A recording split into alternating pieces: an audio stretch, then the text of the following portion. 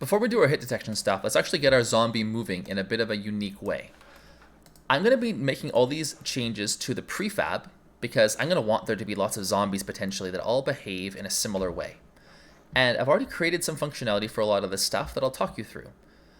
I've made a script called Zombie Mover. It's very simple, but we get to access this new cool piece of functionality. I'm going to have a reference to my player so that the zombie is aware of the player and can track it, as well as the speed. And then the update. Under our transform, we actually have this function called lookAt. And I can put in the object that I want this player the script is attached to, which in this case is the zombie, to actually rotate and look at it. So with this activated, the zombie should be always looking the direction of the player. Let's not do the movement just yet. I want to see what this looks like. So before it's going to work, I need to attach the player to this zombie mover. Now, one of the problems with this is that this is going to be the player that's live in the game.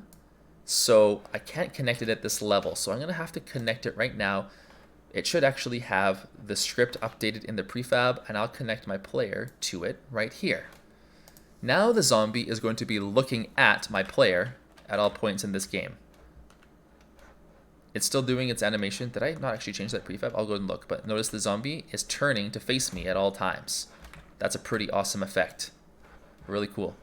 So under my prefab here, yeah, the controller. I didn't remove it off my prefab. Let's get rid of that again. And now the zombie should be following my player at all times. Let's re-enable the actual movement itself. So I'll go back into here, transforming the forward motion, delta time and speed like we're getting used to. I'm actually just going to have it move at whatever speed I set its rate.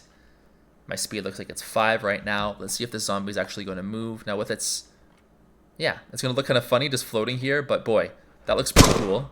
Let's shoot at it. I'm kind of getting scared. And I've attached a rigid body component to this so I can have things interact. Oh, that bullet flew off, really fun.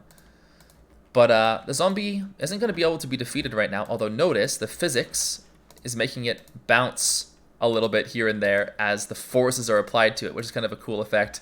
But right now, I don't have a way to defeat it. In the next video, we'll create one before we die of fear.